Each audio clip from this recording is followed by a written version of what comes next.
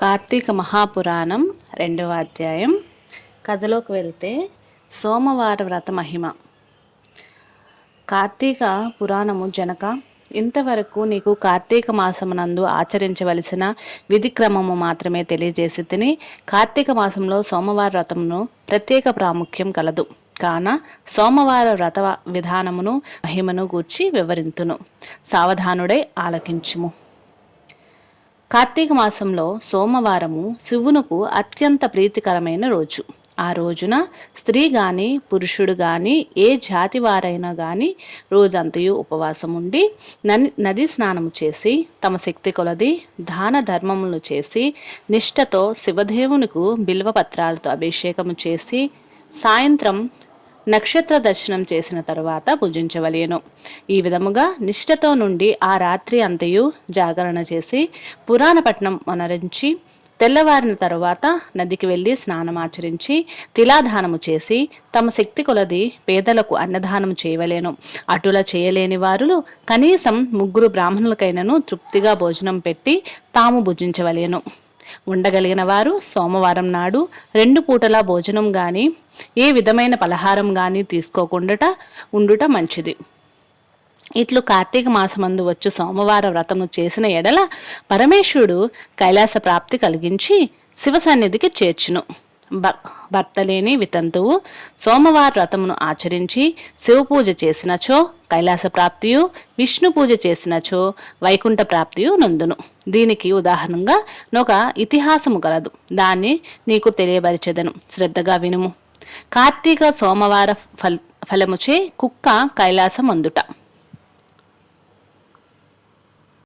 పూర్వకాలంలో కాశ్మీర దేశములో ఒక బ్రాహ్మణుడు కలడు.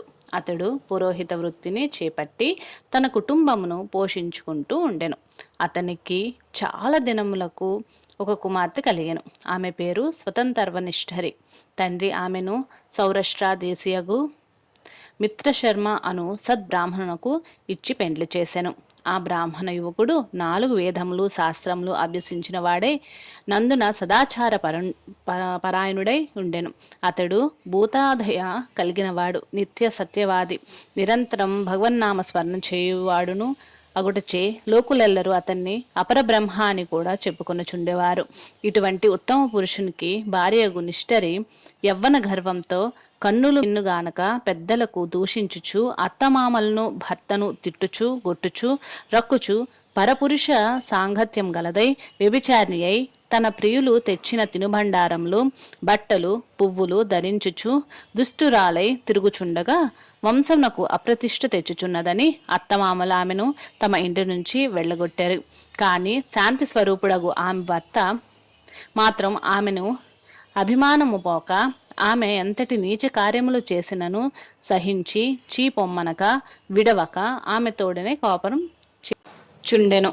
కానీ చుట్టుప్రక్కల వారు నిష్ఠూరి గయ్యాలితనమును కేవగించుకొని ఆమెకు కర్కస అనే ఎగతాళి పేరును పెట్టుటచే అది మొదలైంది దాన్ని కర్కస అని పిలుస్తూ ఉండేవారు. ఇట్లు కొంతకాలం జరిగిన పైన ఆ కర్కస ఒకనాటి రాత్రి ఏకసేవపై తన భర్త గాఢ నిద్రనున్న సమయంను చూసి మెల్లగా లేచి తాళి కట్టిన భర్త అన్న విచక్షణ గాని దయాదాక్షిణ్యము గాని లేక ఒక బండరాతిని తెచ్చి అతని తలపై గట్టిగా కొట్టినది. వెంటనే అతడు చనిపోయాను.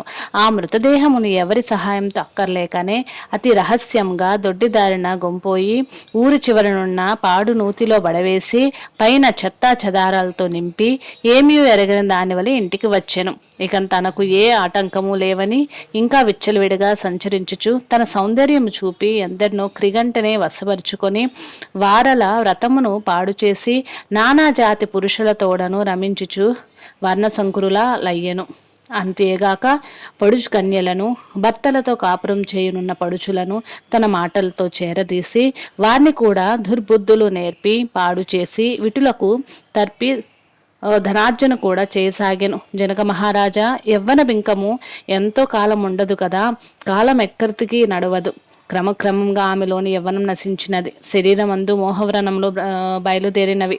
ఆ వ్రణములో నుంచి చీము రక్తము కారుటూ ప్రారంభమయ్యను. దానికి తోడ కుష్టి వ్యాధి బయలుదేరి దుర్గంధము వెడల్చున్నది. దినదినము శరీర పటుత్వము కృషించి కురీపి అయి భయంకర రోగంతో బాధపడుచున్నది. ఆమె యవ్వనంలో నుండగా ఎన్ని విధాల తృప్తి కలిగించిన విటుల ఎవ్వరూ ఇప్పుడు ఆమెను తొంగి చూడరేరి. ఆ పరిసర ప్రాంతాలకు వెళ్ళిన ఎడల తమ నెటులైనను పరకరించునని ఆ వీధి మొగమైనను చూడకుండిరి. కర్కస ఇటుల నరక బాధలను అనుభవించుచు పురుగుపడి కొంతకాలంనకు చనిపోయింది. బ్రతికిన వాళ్ళు ఒక్కనాడైన పురాణ శ్రవణమైనను చేయని పాపిష్టురాలగుడు కదా. చనిపోయిన వెంటనే భయంకరమైన యమభటులు ఆమెకు గుంపోయి ప్రేతరాజగు యముని సన్నిధిలో నుంచగా యమధర్మరాజు చిత్రగుప్తుడు వారిచే ఆమె పాపపుణ్యములు జాబితా చూపించి, భటులారా, ఈమె పాప చరిత్ర అంతింత కాదు. వెంటనే ఈమెను తీసుకువెళ్ళి ఎర్రగా కాల్చిన ఇనుపు స్తంభమునకు పట్టుబెట్టుడు అని ఆజ్ఞాపించెను. విటులతో సుఖించునందుకు గాను యమభటులు ఆమెను ఎర్రగా కాల్చిన ఇనుప స్తంభంనకు కౌగిలించుకోమని చెప్పిరి. భర్తను బండరాతితో కొట్టి చంపినందుకు గాను ఇనుప గదలతో కొట్టిరి. పతివ్రతలను వ్యభిచారులుగా చేసినందుకు సలసల కాగే నూనెలో పడివేసిరి.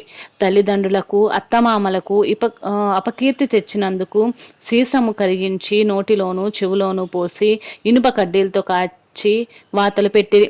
తుదకు కుంభీపాకంలో నరకంలో వేయగా అందు ఇనుప ముక్కులు గల కాకులు, విషసర్పాలు, తేళ్లు, జర్రెలు కుట్టినవి. ఆమె చేసిన పాపములకు ఇటు 7 తరాలు వారు అటు 7 తరాలు వారు నరక బాధలు పడుచుండిరి. ఈ ప్రకారంగా నరక బాధలను అనుభవించి కడకు కళింగ దేశమున కుక్క జన్మమెత్తి ఆకలి బాధపడలేక ఇల్లుల్లి తిరుగుతుండగా కర్రలతో కొట్టువారు కొట్టుచు, తిట్టువారు తిట్టుచు, తరుమున వారు తరుముచూ ఉండిరి.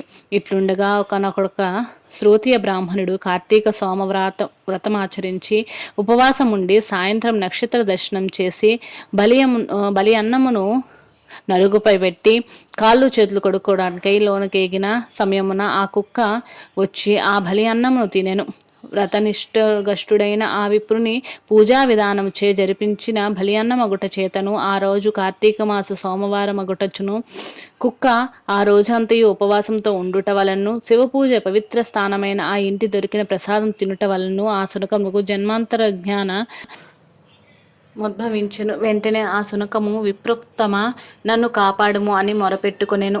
ఆ మాట బ్రాహ్మణుడు ఆలకించి బయటకు వచ్చి చూడగా కుక్క తప్ప అన్యులెవరూ లేనందున లోనికి ఏగెను. మరలా రక్షింపుము రక్షింపుము అని కేకలు వినబడెను.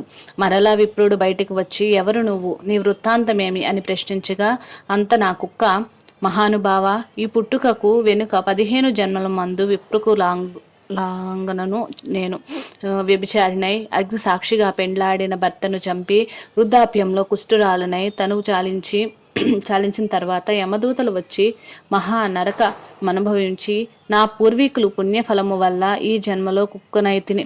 ఈరోజు మీరు కార్తీక సోమవార వ్రతము చేసి ఇచ్చుట ఉంచిన బలి అన్నమును తినుట వలన నాకు ఈ జ్ఞానోదయము కలిగినది. కావున ఓ విప్రోత్తమ, నాకు మహోపకారముగా మీరు చేసిన కార్తీక సోమవార వ్రత ఫలం ఒకటి ఇచ్చి నాకు మోక్షము కలిగించమని ప్రార్థించును అని వేడుకొనగా, కార్తీక సోమవార వ్రతంలో చాలా మహత్యం ఉన్నదని గ్రహించి ఆ బ్రాహ్మణుడు ఒక సోమవారం నాటి ఫలితమును ఆమెకు దారబోయగా వెంటనే ఒక పుష్పక విమానం అక్కడికి వచ్చాను. ఆమె అందరికీ వందనం చేసి అక్కడి వారందరినూ చూచుండగానే ఆ విమానం ఎక్కి శివ సాన్నిధ్యమును కేగను. విన్నావా జనక మహారాజా? కావున నువ్వును ఈ కార్తీక సోమవార వ్రతం ఆచరించి శివ సాన్నిధ్యమును పొందుమని వశిష్ఠుల వారు హితబోధ చేసి ఇంకను ఇట్లు చెప్పదొడంగిరి. స్కంద పురాణ అంతర్గత వశిష్ఠ ప్రోక్త కార్తీక మహాత్య మండలి 2వ అధ్యాయం 2వ రోజు పారాయణం సమాప్తం. ఓం నమ శివాయ, ఓం నమ శివాయ, ఓం నమ శివాయ. హర హర మహాదేవ, శంభో శంకర.